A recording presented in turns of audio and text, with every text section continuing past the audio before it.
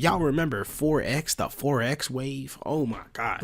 I want to know where all of those 4X people are. I had 10 people I knew from high school that started doing 4X, and I haven't heard a peep from them in years, bro. What happened to it? Racist against rappers, they all look the same to him. They used to beg him not to egg him on Halloween. He told him holler back with the suede Pumas, dollar green. Nah, I mean, heated up till the temperature tarball. Y'all just gawk like gargoyle. Have you ever wondered what it must be like to look at the FBI's most wanted list and you see like your homie on there? What do you even do in that situation? Not saying that I'm doing, it ain't happening to me. My niggas are cool. It was just a little thought that I had because today this video popped up in my feed. The FBI's 10 most wanted explained. We finna find out. We finna find out what the hell these dudes did or women potentially to get wanted by the FBI. I couldn't live that life of always being on the run from the FBI. The FBI? Nigga, I'm good on that. For almost 75 years, the FBI's top 10 most wanted list has helped bring down some of the nation's most dangerous criminals. As for what makes the list special, it only features criminals that the FBI deems Veto home innocent? Dangerous criminals. As for what makes the list special, it only features criminals that the FBI... Yeah, whatever that nigga did, he definitely did it. This too. Whatever he's accused of, he definitely did it. Deems to be especially serious threats to society. And to get on it, you basically have to do something extremely messed up or have a very lengthy record of major crimes. The story behind the list goes that back in 1949, a reporter asked the FBI to list out the 10 toughest guys that they were trying to catch so they could ask the public for help. After obtaining the list, the reporter published the criminals' pictures on the front page of the Washington Daily News, and the rest is history. Since then, the FBI has been able to catch almost 500 wanted Okay, hold on, bro. Who is this? I'm not gonna lie. Criminals just be looking ugly as shit. I see why they went to crime. And the rest is history. Since then, the FBI has been able to catch almost 500 wanted fugitives thanks to public tips. These are the current criminals on the list. Not saying that I would ever end up on this list, but I probably would just flee. Like, I would just get out of the country, to be honest. Veto home innocent. Yeah, this nigga is probably the most guilty dude on this list. I'ma just be honest, bro. Look at this man. The fact that you couldn't, there's not like a straight picture of him, bro, tells me that this man been on the run his whole life. Bhadresh Kumar Shetanbai Patel. On April 12, 2015, a CCTV camera captured two Dunkin' Donuts employees, one male and one female, walking towards the shop's back room at around 9:30 p.m. before disappearing from view. A few seconds later, the man comes back into the camera's view, and it seems as if nothing out of the ordinary took place in the minute that went down between the two clips. A few minutes later, customers alerted the police when they didn't see any employees in the shop, and that's when the cops discovered something horrifying. He killed that girl? Lying on the floor of the shop's back room was an Indian woman named Palak, lifeless, who had been pummeled to death by the man in the footage. Pummeled? Pummeled is insane. Later revealed the man who took Palak's life was her husband. How did he? Husband Bhadresh Kumar. As the authorities later learned, the couple had been through a series of major arguments in the months leading up to that day. According to court documents, the two of their visas were about to expire in a few weeks.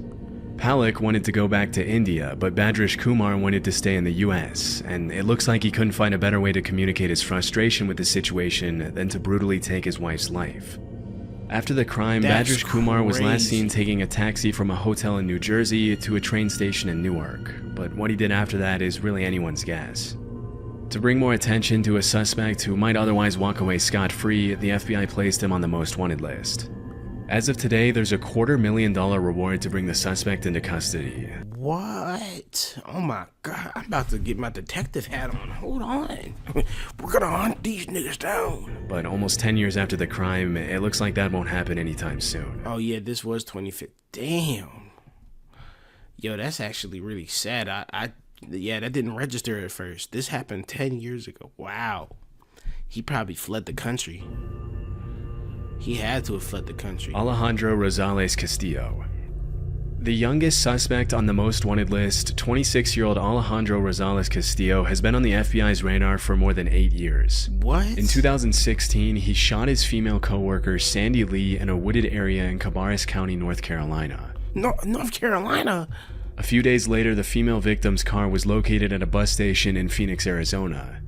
As the authorities later found out, there were multiple people involved in the case, with the main ones being the victim, a woman named Amia Feaster, and Alejandro himself. The main ones being the victim, a woman named Amia Feaster. She guilty as hell. She guilty as sin, bro. And Alejandro. How is your mouth perfect? How is your mouth that perfectly straight, bro? Himself, all of whom worked together at a restaurant in Charlotte.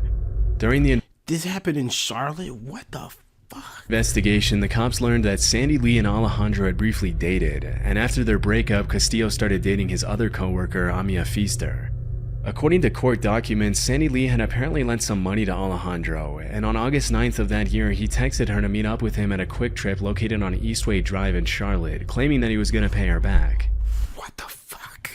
This happened in like my backyard.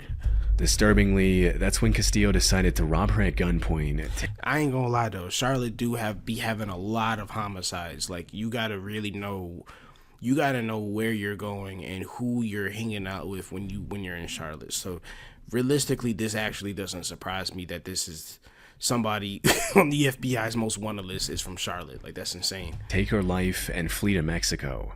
In an eerie clip of CCTV footage that was later released by the authorities, the suspect can be seen crossing the Mexican border through Nogales, Arizona, along with his girlfriend Amia. A couple of months later that same year, Amia turned herself into the authorities in Mexico and was charged with accessory after the fact of felony murder and larceny of a motor vehicle. Based on her testimony, she and Alejandro had been staying with the killer's cousin. At some point, Castillo had once again disappeared with no explanation, and that's when she decided to turn herself in. As of 2024, the FBI has no further clues that could lead to Castillo's arrest. Right now, all they know is that he's probably still living in Mexico. The last time he was seen, he wore his hair short and shaved on the sides, but that's pretty much all they have to go on. I just can't imagine living a life on the run like this, bro. Like, that's gotta be miserable. You can't do nothing. Like, you literally can't do nothing for real. As of today, there's still a $250,000 reward out for his arrest, but there have been no further updates on his case. That's crazy. Before we move on, I wanted to take... Okay, bro. Shout out, Aura. Ruja Ignatova. In 2016, the Bulgarian entrepreneur Ruja Ignatova stepped on stage in a beautiful red dress at the Coin Rush global event in Wembley, London to talk about her vision for the future of her crypto company, OneCoin. Oh. All you had to say was crypto, bro. I already know where this is going. During the presentation, she claimed that in 2 years, everyone would forget about Bitcoin and that OneCoin would dominate the crypto world as the one true cryptocurrency. Girl, please shut up. What? Isn't Bitcoin like worth, how much is Bitcoin worth? Bitcoin is almost 100K. Gang, you was not finna knock Bitcoin out the running. I think people don't even know who invented Bitcoin. Hold on, let me see. Based on a free market ideology, Bitcoin was invented by Satoshi Nakamoto, an unknown entity. Oh, so okay, that's just the name. Yeah, they don't even know who invented Bitcoin. Like, that's insane. So yeah, relax. It's hard to imagine that any of her excited, applauding investors knew that they were stepping into what was later described by the New York Times as one of the biggest scams in history. For several years, Ruja, or the crypto queen as she's known nowadays, promised her buyers a 5-fold and even 10-fold return on their investment in OneCoin. Normally, these kinds of claims are an immediate red flag, but because the entire world was scrambling to get on the crypto action, a ton of investors jumped at the opportunity without thinking twice. Yeah, okay. Okay. At first, I was like, y'all are stupid, but this must have happened just when crypto coins started blowing up. Because I think what happened was, like, people realized the price of Bitcoin just shot through the roof.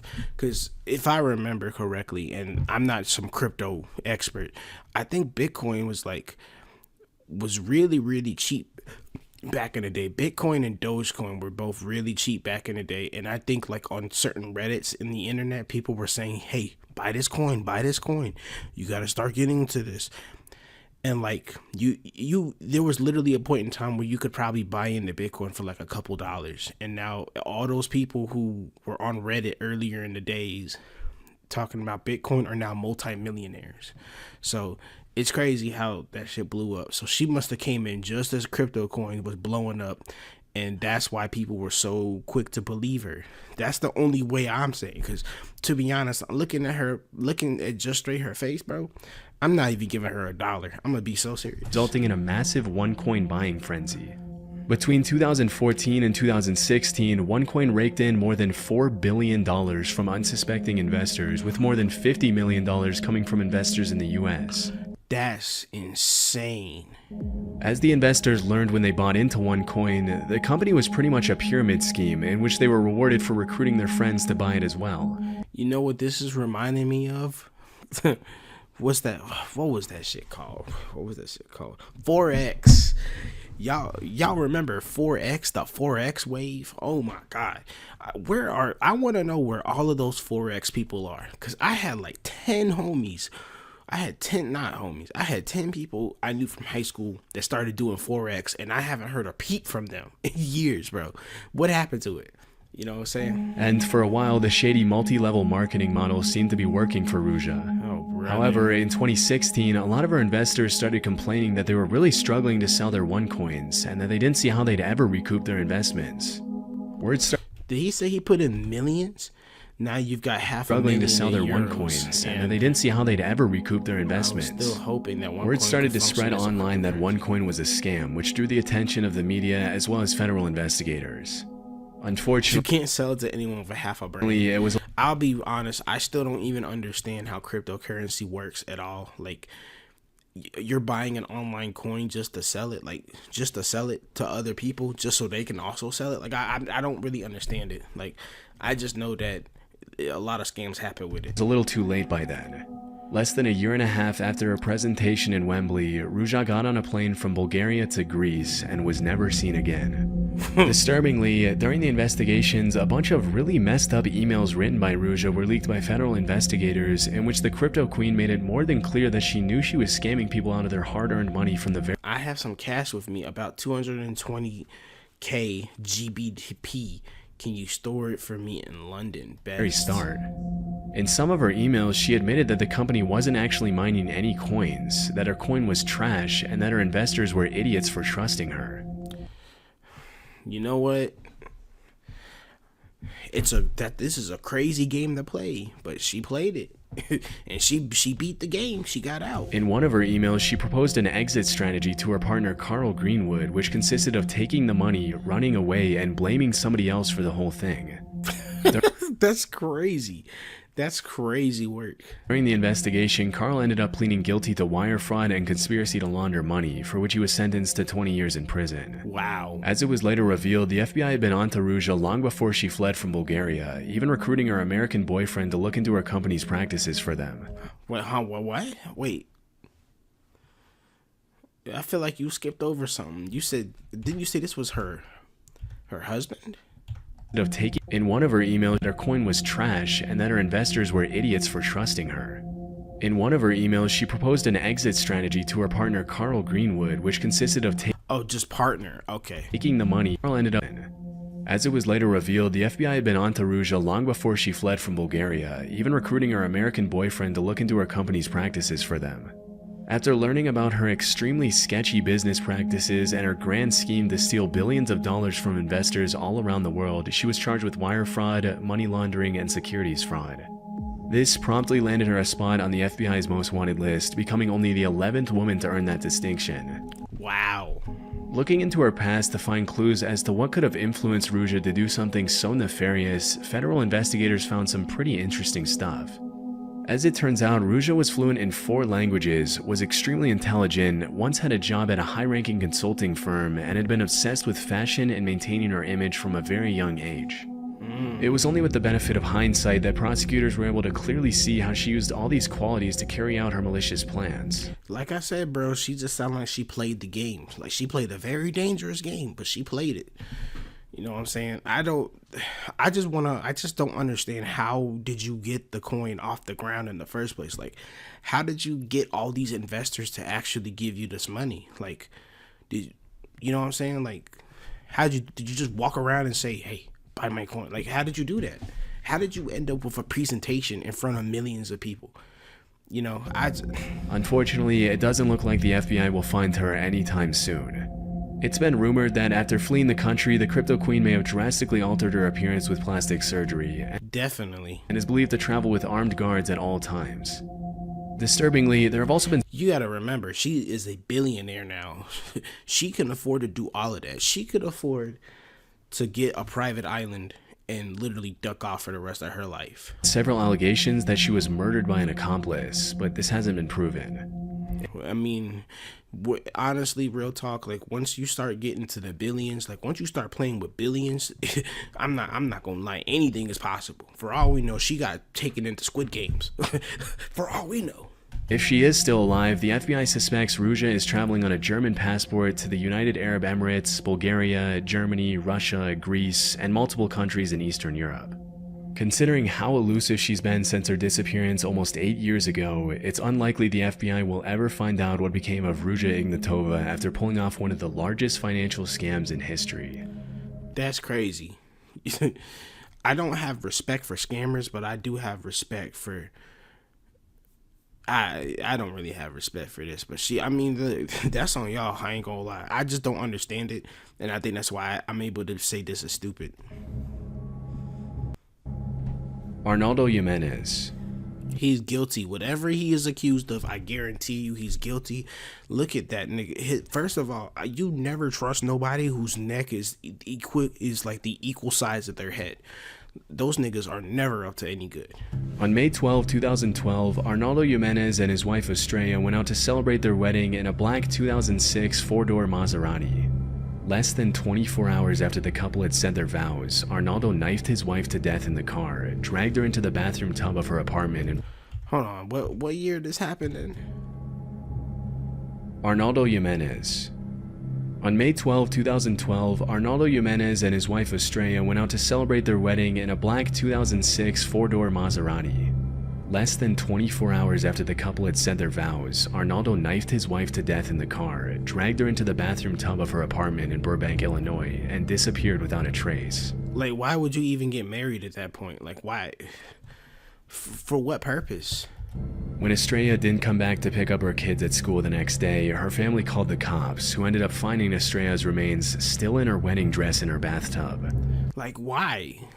Why did that happen? Immediately, a nationwide search for Arnaldo was launched, but by that time the suspect was long gone. During the investigation, it was revealed that Jimenez had reached out to a friend before fleeing and told him, "If anyone asks where I am, tell them I went to Mexico."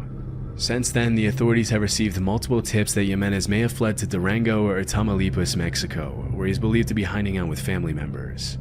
Initially, a $100,000 reward was issued for anyone with information that could lead to his arrest, but 4 years after he was placed on the most wanted list, the FBI increased the reward to $250,000. What did he gain by doing that?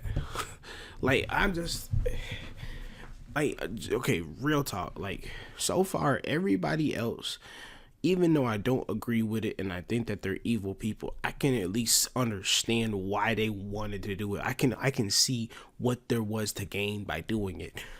What was the purpose of doing this? What's the purpose of marrying your wife literally hours after you just got married? I mean, what's the purpose of murdering your wife literally hours after you just got married? You spent all that money on the wedding for what? Just to flee? He should be locked up just for being stupid. I'm just gonna be honest. Burbank police have... I'm telling you, you can't never trust people whose necks are the same size as their heads, bro. I'm telling you. Have stated that in the past 12 years, they've received hundreds of tips about Arnaldo's whereabouts, but none of them had led to anything significant. After the crime, investigators traced his phone and determined that he had traveled from Chicago to Tennessee, then to Arkansas, and from there to Hidalgo, Texas. He traveled from Chicago to Tennessee and then to Arkansas? Hold on, bro. From Chicago to Tennessee, it's 8 hours. Oh, okay. That's still a lot of driving, but I thought it was gonna be more. Very close to the Mexican border. They were unfortunately unable to determine where he went after that. Police have also revealed that the car in which Arnaldo carried out his heinous crime was never found. If the suspect is ever caught, he'll be spending the rest of his life in prison for first-degree murder and unlawful flight to avoid prosecution. But based on how things have played out since the last time he was seen, it's unlikely Arnaldo will ever pay for his atrocious crime. Yeah, that's literally over a decade, bro. This is crazy. So just a quick little update, but bitch, stupid ass. Vatel Om Innocent. Oh yeah, this nigga is innocent? Come on, man. As the leader of one of Haiti's largest and most violent criminal gangs, Crez Barry. Okay, yeah, that's all you had to say. We can go to the next person. I'm gonna be real with you. Yeah, them niggas in Haiti are different. Vatel Om Innocent, which do not let his name fool you, he is indeed not innocent, has terrorized the region for years, earning a spot on the FBI's most wanted list for his role in a string of brutal kidnappings and murders. How did he get an interview with CNN then? In October 2021, he collaborated with the notorious 400 Mawozo gang to carry out the high-profile kidnapping of 17 Christian missionaries in Haiti. Disturbingly, 5 of the kidnapping victims were children, one as young as 8 months old. What? Held at gunpoint. Why did you bring an 8-month-old to a war-torn country? The hostages were reportedly kept captive for 2 months while the gangs demanded a ransom of $1 million per hostage. Wow. It was only after an anonymous donor paid an undisclosed sum to Crez Barry and 400 Mawozo that the missionaries were finally released. Based on court documents, Innocent and his crew ended up spending the ransom money on weapons. That same year, the Haitian president was assassinated, which caused Innocent's influence to grow exponentially in the chaos that engulfed the country. Wow. In the aftermath of the assassination, Crez Barry claimed new territories and expanded their ranks quicker than the cops could even keep track of. In 2023, Crez Barry boasted an estimated 600 members, many of whom were young children who were involuntarily recruited to serve Innocent's criminal organization. Almost exactly 1 year after the kidnapping of the Christian missionaries, Crez Barry kidnapped 2 U.S. citizens under Innocent's orders, Marie Odette Franklin and Jean Franklin. I'm guessing, yeah, he sounded like he about to say it, I'm guessing they didn't get returned. Unfortunately, one of the victims did not survive, while the other was held for a $300,000 ransom. Wow. Somehow, Innocent still managed to walk away scot-free. In April 2024, CNN released an interview where Innocent brazenly showed off his luxury home, which sticks out like a sore thumb in the extreme poverty surrounding him. Yeah, that's crazy. Surrounded by gold-rimmed Fendi? He's got a Fendi hat on? Couches and chairs, Innocent explained to the reporter how he came to power. In the interview, he shamelessly blamed Haiti's corruption on the country's politicians, refusing to take any responsibility for his own actions. Interestingly, he also alleged that before becoming the leader of Crez Barry, he had once owned multiple legitimate businesses, including a hotel and a rental car company, but said his companies were destroyed by the government. Wow. According to multiple crime analysts, Innocent was once a political activist before he turned to violent crime to maximize his influence.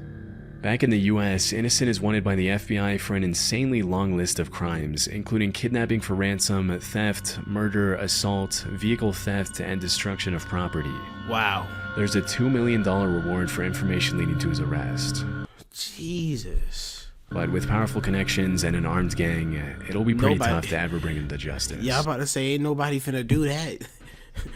I am not Moon Knight. I'm not finna do that. What the hell? Let him go free. Omar Alexander Cardenas. In 2022,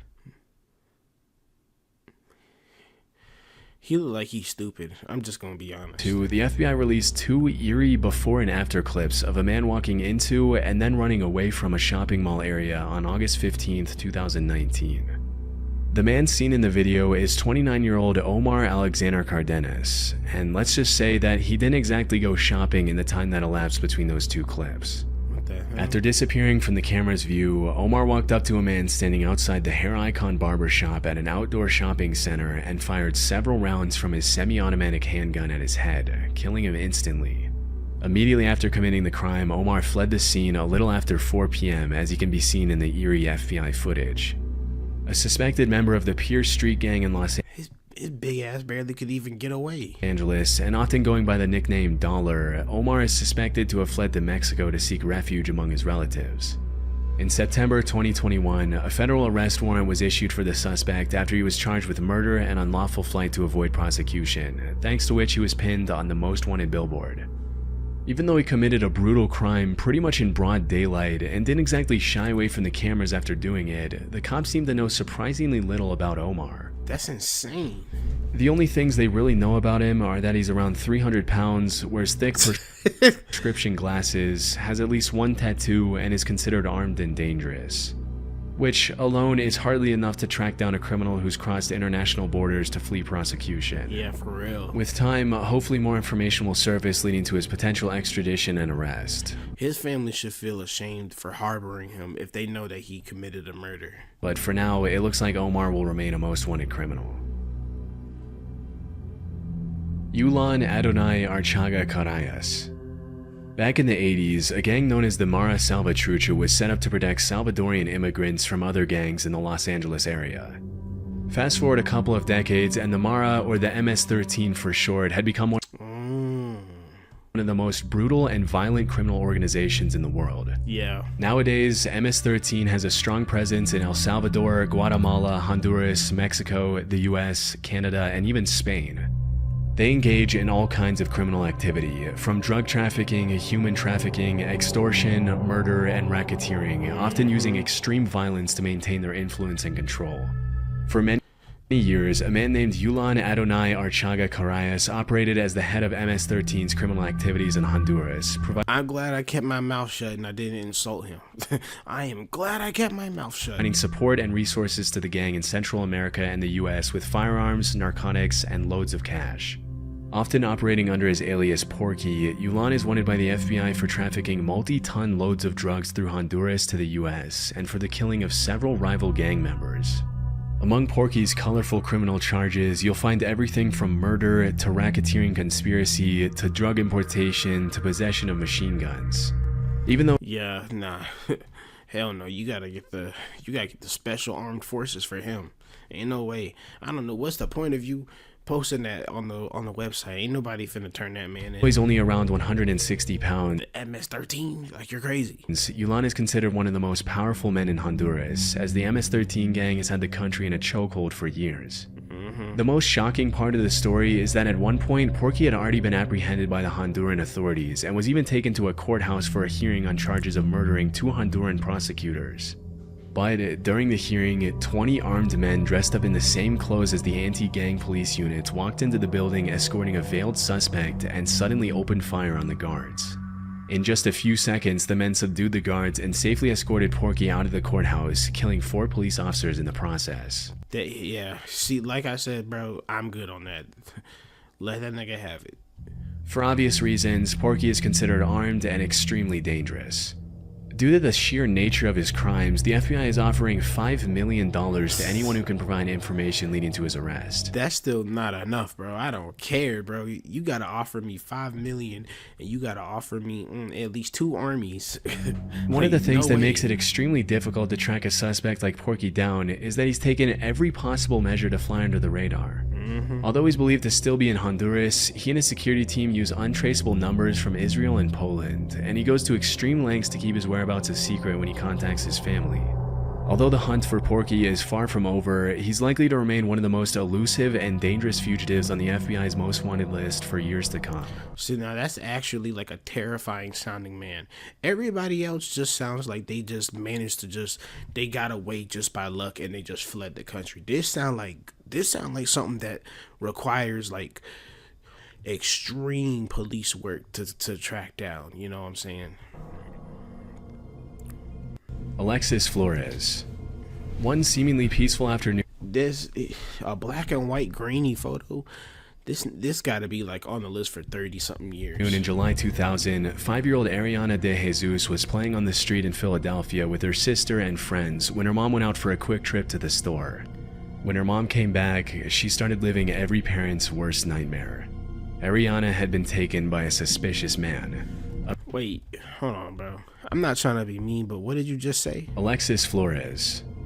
One seemingly peaceful afternoon in July 2000, 5-year-old Ariana De Jesus was playing on the street in Philadelphia with her sister and friends when her mom went out for a quick trip to the store. When her mom came, You left a 5-year-old and a bunch of little kids by themselves? back, she started living every parent's worst nightmare. Ariana had been taken by a suspicious man. Immediately, her mother reported her missing, triggering a citywide search for the 5-year-old girl. In a desperate effort to bring more attention to the disappearance, Ariana's family and friends covered every neighborhood wall, light post, and stop sign with flyers and missing posters, but nobody had any clue what had happened to the little girl.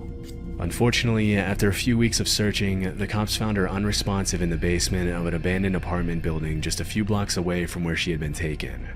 Wow. Disturbingly, the authorities also found a t-shirt featuring a bold political logo at the crime scene, which they deduced belonged to the suspect.